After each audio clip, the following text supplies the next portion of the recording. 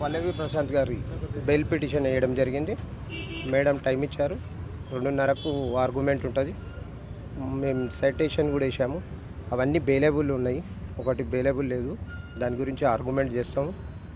మేమేమంటున్నామంటే definitely bail వస్తుంది అనుకుంటున్నాం. ఎందుకంటే ఒక రైతు బిడ్డ ఇన్వాల్వ్మెంట్ లేదు.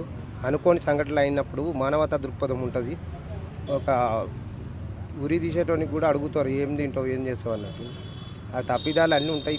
కాబట్టి మేమేమంటున్నామంటే అనుకోని సంఘటనల కొద్దిగా ప్రభుత్వ ఆస్తులు ధ్వంసమని వాస్తవం. ధ్వంసం చేసిన వారిని చట్టరీత్యా వ్యవహారం చేయాలి. కాకపోతే పల్లవి ప్రశాంత్ గారికి మేము ఆర్గ్యుమెంట్ చేస్తాం. మేము ఒక 10 మంది అడ్వకేట్స్ ఉన్నాం. ఆర్గ్యుమెంట్ చేసి బెయిల్ రావాలని కోరుకుంటున్నాం. దాని ఆర్గ్యుమెంట్ తర్వాత మళ్ళీ ఫర్దర్గా మీకు ఇంటిమేషన్ ఇస్తాం. ప్రెస్ సోదరులకు, మీడియా సోదరులకు, ఎలక్ట్రానిక్ ప్రింట్ మీడియా సోదరులకు అందరికీ పల్లవి ప్రశాంత్ తెలియని వ్యవహారంలో సున్నితమైన మనస్తత్వం గలవాడు. అతనికి ప్రపంచంతో సంబంధాలు ఎక్కువ ఉండయి. నగరిక జీవన విధానం లేదైనకు. గ్రామీణ నేపథ్యంలో, గ్రామీణ నివాసంలో ఆచార సాంప్రదాయాలకు అనుగుణంగా బతికే వ్యక్తి. కాబట్టి మీడియా సోదరులకు అందరికీ విజ్ఞప్తి, మంచిగా మీరు కూడా అతన్ని అర్థం చేసుకొని ఆయనను కూడా ఉన్నత శిఖరాలకు మీ అట్లాంటి media is a 4th pillar. మీ అట్లాంటి సలహాలు సూచనల మేరకు ఫర్దర్గా ఆయన మాట్లాడతాడో వచ్చిన తర్వాత కూడా మేము కూడా ఈ సమాజంలో ఎవరితో ఎట్లా ఉండాలనేది కూడా మేము కూడా ఎక్స్ప్లెయిన్ చేస్తాం. బోలో అన్న కూడా ఒక సొంత అన్న లెక్క వచ్చి ఇంత దూరం వచ్చి ఆయన అంత బిజీలు ఉన్నా ఇది చేసినా కానీ ఒక సొంత తమ్ముళ్ళ లెక్క ఆదరించి మా సోదరుడు లక్ష్మణ్ కూడా సీనియర్ అడ్వకేట్, అతను మా సోదరులందరూ కూడా ఆర్గ్యుమెంట్ చేసేసి బెయిల్ రావాలని కోరుకుంటున్నాం.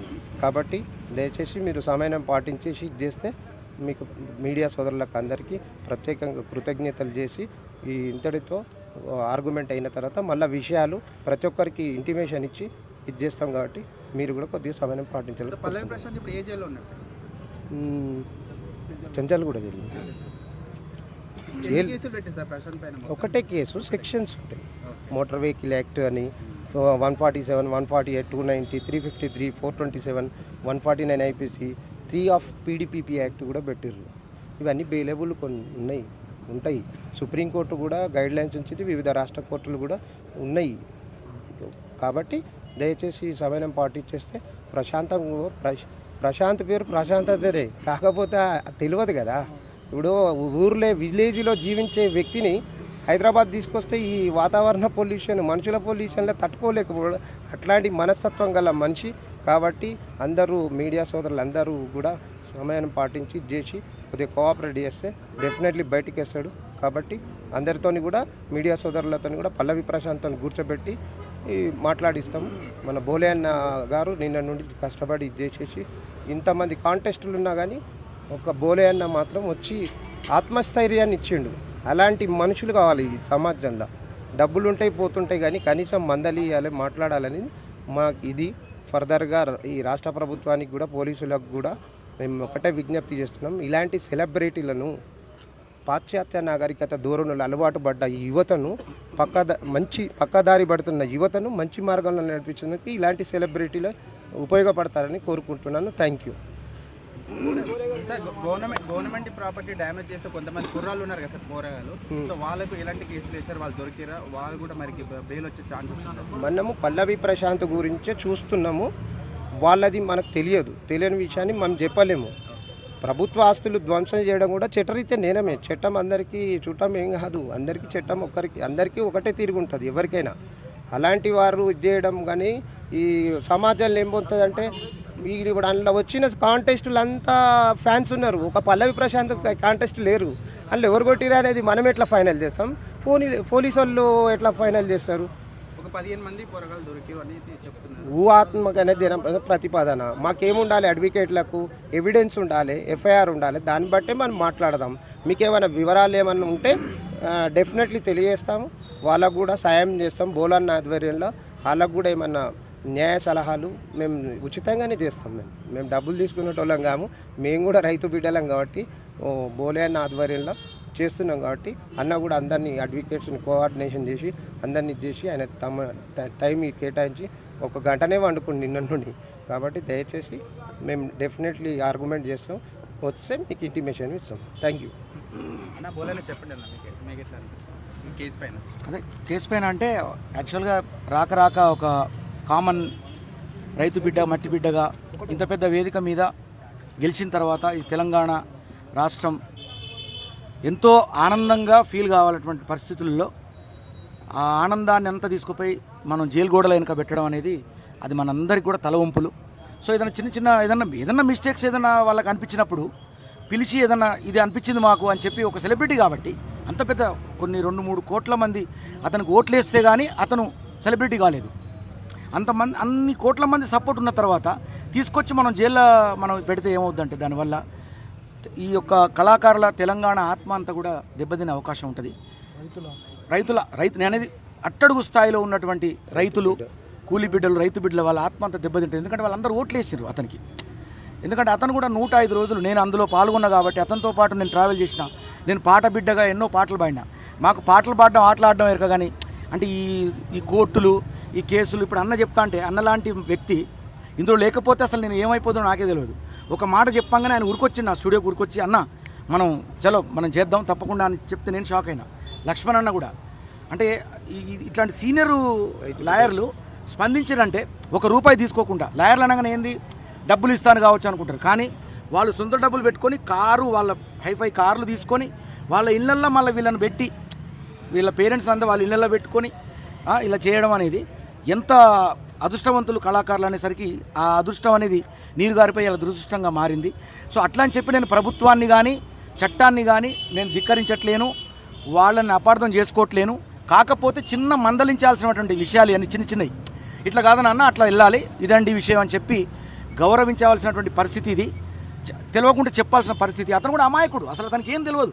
ఆట అంటే ఆడతాడు. ఆడియన్స్ అందరూ ఇంత కోలాహలంగా నా దగ్గరికి వచ్చి పాల్గొన్నారు కాబట్టి వాళ్ళకంతా అందరికి కూడా నేను అంటే కృతజ్ఞత భావంగా వాళ్ళకి నేను విష్ చేయాలనేటువంటి సంకల్పం తప్ప అతనికి అసలు ఆ టెన్షన్ తప్ప వేరే అతనిలో నాకు కనబడలేదు. ఇక కారు అద్దాల బలగొట్టుడు, గవర్నమెంటు బస్సుల అద్దాలు ధ్వంసం చేసిన విషయానికి వస్తే మాత్రం అది జనరల్గా జరిగినాయి అవన్నీ. ఇప్పుడు పల్లవి ప్రశాంత్ పోయి పలగొట్టలే కదా అవన్నీ. ఇప్పుడు అట్లా అనుకుంటే పెద్ద పెద్ద సెలబ్రిటీలు వస్తారు. ఇప్పుడు నేను కూడా ఎన్నో ప్రోగ్రాంలకు పోయినా బొచ్చడు మంది గుమిగూడతారు, పరుగులు. ఇప్పుడు నేను ఎలిమినేషన్ అయిన రోజు కూడా మొత్తం రోడ్ అంతా ఇక్కడి నుంచి అక్కడికి. అప్పుడు నేను ఏం చేసినా అరే ఇక్కడ న్యూసెన్స్ చేయకూడదు అని చెప్పి నేను కూడా వాళ్ళకి గౌరవం ఇచ్చి నేను కూడా పరుగు తీసి నా కారులో కూర్చొని వెళ్ళిపోయినా నేను. అట్లా అతనికి అంత అవగాహన లేకుండా అరే నా ప్రేక్షకులు కదా అని చెప్పి ఆయన టాటా చెప్పొచ్చు అందరికీ. అంత మాత్రాన అతన్ని మనం తీసుకుపోయి జైల్లో పెట్టి ఇలా 14 రోజులు రిమాండ్ విధిస్తే ఇవాళ చూడండి లాయర్లు ఎంత ఇబ్బంది పడతారో. ఎందుకంటే ఆ పిటిషన్ ఇలా బెయిల్ ఇవాళ ఈ శిక్ష అంటే ఈ యొక్క శిక్ష వేసింది ఎవరంటే ల్యాండ్ అండ్ ఆర్డర్ వాళ్ళు పోలీసులే కాబట్టి వాళ్ళని గౌరవిస్తాను. వాళ్ళకి దయచేసి క్షమించండి, ఏదైనా మిస్టేక్స్ ఉంటే మన్నించండి పోలీసులారా. కాబట్టి ఈ చిన్న విషయానికి క్షమించి ఇంకొకసారి ఇలా జరగకుండా మేమందరం ఏదన్నా మీకు ఇబ్బంది కలిగితే అది ఏమైందని నాకే తెలియదు, నేను క్లారిటీ ఇవ్వలేను. తప్పు ఏందని నాకు కూడా తెలియదు, ఇంకా బాధ ఒక్కటే తెలుసు అంతే. ఇప్పుడు బిగ్ బాస్ టీం నుంచి ఏమైనా కాల్స్ వచ్చాయి sir supporting? Bigg Boss team నుంచి కాల్స్ అంటే ఏం రాలేదు. బట్ వాళ్ళు ఏంటంటే మాకు బ్రేక్ ఇచ్చిన వాళ్ళు బ్రదర్. ఇలా బిగ్ బాస్ కానీ నాగార్జున సార్ కానీ వాళ్ళందరూ కూడా ఒక చిన్న స్థాయి, ఇప్పుడు అట్టడుగు నుంచి స్థాయి వచ్చిన వ్యక్తికి భుజం మీద చేసి పెద్ద షీల్డ్ ఇచ్చి ప్రపంచవ్యాప్తంగా నిలబడ్డాడంటే అట్లాంటి ఆర్టిస్టులు మనం చూడడమే ఎక్కువ. అలాంటి పరిస్థితుల్లో వాళ్ళు మాకు ఒక స్థాయినిచ్చిన వ్యక్తులు, వాళ్ళ గురించి అసలు మనం మాట్లాడలేము. వాళ్ళు కూడా బాధపడి ఉంటారు లోపల. బట్ ఇదంతా వాళ్ళు చూస్తున్నారు, నడుస్తుంది. వాళ్ళు ఏం చేయాలో అది కూడా బహుశా నాకు చేస్తారని ఆశిస్తున్నాం మేము. బట్ మాకు బ్రేక్ ఇచ్చిన వ్యక్తులు వాళ్ళ గురించి నేను కామెంట్ చేయను. వాళ్ళు గొప్ప వ్యక్తులు. అది థ్యాంక్ యూ సార్. ఇప్పుడు ప్రశాంత్ పైన ఎఫ్ఐఆర్ ఫైల్ అయింది కదా సార్, దానివల్ల ఆయన కెరీర్కి ఏమైనా ప్రాబ్లం అవుతుంది? ఏం రాదు, ఏమైతుంది కెరీర్లో అంటే ఎఫ్ఐఆర్ ఏమన్నా కావాలని ఉద్దేశపూర్వకంగా చేయలేదు, ఏమన్నా డైరెక్ట్ ఇన్వాల్వ్మెంట్ అయ్యి కొట్టురు చెయ్యరని ఇక్కడ అన్నా ఏం కెరీర్ దెబ్బ ఎందుకుంటుంది? మనం అన్ఎక్స్పెక్టెడ్లో రోడ్డు మీద పోతుంటే వేరేవాడు వచ్చి గుద్దుతాడు, అనుకోకుండా సంఘటన జరుగుతుంది. దానికి కూడా కెరీర్ ఎందుకు దెబ్బతింటుంది? ప్రశాంతంగా బ్రతకొచ్చు, ఇది చేయొచ్చు, ఇబ్బంది ఏం లేదు. కెరీర్ ఎందుకు దెబ్బతింటుంది? ఇప్పుడు ఆయన సెలబ్రిటీ కదా సార్, ఆయనకు పాస్పోర్ట్ అట్లా అవసరం ఉంటుంది బయట ఈవెంట్ చేయడానికి. ఇప్పుడు భారతదేశంలో లక్షల మంది సెలబ్రిటీలకు ఎన్ని కేసులున్నా ఉంటుంది, దానికి చట్టం ఉంటుంది, దానికి ఇది ఉంటుంది, లీగల్ ఉంటుంది, దానికి చట్టపరంగా ఎవరైనా నడవాల్సిందే. ఈ పాస్పోర్ట్లు గీస్పోర్ట్లు అన్నీ ఎందుకు రావు బ్రదర్? తెలంగాణ ఉద్యమంలో ఉన్న రసమై బాలకృష్ణ మీద అసలు అమెరికే రావద్దని చెప్పిర్రు. ఇంకా అదేం పెద్ద ఇదేం లేదు. తప్పు చేస్తేనే శిక్ష, తప్పు చేయనంత మాత్రాన ఎందుకు ఉంటుంది? ఏముండదు. సెలబ్రిటీకి ఎందుకు ఉండదు? ఉంటుంది కాదు. డెఫినెట్లీ ఆయన మంచి వ్యక్తి, రైతు బిడ్డ, అన్యం పుణ్యం తెలియని మనిషి. ఒక్క మాటలో చెప్పాలంటే ఇప్పుడు మనము పెద్ద ఇంగ్లీష్ వచ్చినంతో ఊర్లో తెలుగు వచ్చినంతో ఇంగ్లీష్లో మాట్లాడించినట్టుంది వ్యవహారం. కాబట్టి దయచేసి సమయం పాటించేస్తే ప్రెస్ విలేకరులకు అందరికీ, ఎలక్ట్రానిక్ ప్రింట్ మీడియాలకు సోదరులకు అందరికీ నమస్కారాలు తెలియజేస్తూ, మన బిడ్డ మీరే మంచి మార్గంలో ఫర్దర్గా తీసుకుపోవాలని అందరికీ నమస్కారాలు తెలియజేస్తున్నాను. Thank you. నా తరఫున కూడా మీడియా మిత్రులందరికీ కూడా చేతులెత్తి మొక్కుతాను. మీరు చాలా ప్రోత్సహించారు. ఈ విషయాన్ని కూడా మీరు ప్రజల్లోకి తీసుకెళ్లారు. కాబట్టి మీకు ఇదే పల్లవి ప్రశాంత్ గెలవడానికి కారణం కూడా మీరే. ఇవాళ మీరు లేకపోతే పల్లవి ప్రశాంత్ అసలు లేడు. ఇది నిజం. Bigg Boss main first, secondary మీరు, మూడోది ప్రజలు, జనం అని ఆదరించిండు. సో అదే విధంగా ఇప్పుడు చిన్న చిన్న లోటుపాట్లు ఏమున్నాయో చూసుకోండి. అది మాకు కూడా అర్థం కాలే. మరి అన్నే చెప్తున్నారు అసలు అది మాకేం లోటుపాట్లు కనపడతలే అంటున్నారు. ఇక ఇలా లక్ష్మణ్ అన్న కానీ, లక్ష్మణ్ అన్న కూడా ఒకసారి మాట్లాడండి. మీరు కూడా మాట్లాడండి. ఇది జూబ్లీ హిల్స్ పోలీస్ అధికారులు పల్లవి ప్రశాంత్ వాళ్ళ బ్రదర్ మరికొందరి మీద చేసిన FIR and remand report. Indian evidence act ప్రకారం వాళ్ళు ఏదైతే పోలీస్ అధికారులు రిమాండ్ విధించి అర్ధరాత్రి రిమాండ్ విధించి జడ్జి గారి ముందు రిమాండ్ చేశారో, ఈ రిపోర్ట్ ప్రకారం పల్లవి ప్రశాంత్ కానీ వాళ్ళ సోదరులు మహావీరన్ కానీ డైరెక్ట్ ఆ ఇన్సిడెంట్లో ఇన్వాల్వ్ అయినట్టు వాళ్ళే చెప్పలేరు. వాళ్ళు చెప్పినప్పుడు వాళ్ళు క్రైమ్ చేసినట్టు పోలీస్ ఆధారాలే నిరూపించలేకపోతున్నారు. అంటే కావాలని చేసిన అనడానికి వాళ్ళ రిమాండ్ రిపోర్టే కారణం. అంటే ఈ రిమాండ్ రిపోర్ట్ బేస్ చేసుకొని మేము ఈరోజు వినోద్ సార్ మేము బెయిల్ పిటిషన్ నాంపల్లి కోర్టులో ఫైల్ చేయడం జరిగింది. లంచ్ తర్వాత ఆర్గ్యుమెంట్ జరుగుతుంది. ఇక్కడ దాదాపు 50 మంది న్యాయవాదులం అందరికీ అండగా బోలే అన్న నిలిచారు. అన్న మీడియా ముఖంగా మీకు మనస్ఫూర్తిగా ఒక కామన్ మ్యాన్ కోసం మీరు వచ్చి అక్కడ మీరు ఇక్కడ బిగ్ బాస్ హౌస్లో సపోర్ట్ చేశారు. బయటకు వచ్చిన తర్వాత జైలుకి వెళ్ళిన తర్వాత కూడా, అంటే నీ బిగ్ బాస్ హౌస్లో నీ తోటి సహచరుడు ఈరోజు జైలు ఉన్నప్పుడు కూడా బయటకు వచ్చిన తర్వాత కూడా మీరు తనకి పెద్ద మనసుతో సహాయం చేస్తున్నందుకు మనస్ఫూర్తిగా న్యాయవాదుల పక్షాన మీకు కృతజ్ఞతలు తెలియజేస్తున్నాము. ఇప్పుడు ఈ లంచ్ తర్వాత పీపీ గారు కౌంటర్ చేస్తా ఉన్నారు. కౌంటర్ చేసిన తర్వాత ఆర్గ్యుమెంట్ ఉంటుంది. 4-5కి ఆర్డర్స్ వచ్చే అవకాశం ఉంది. థ్యాంక్స్ అండి. మీడియా మిత్రులకు థ్యాంక్స్. భోజనం చేయని వాళ్ళు రండి.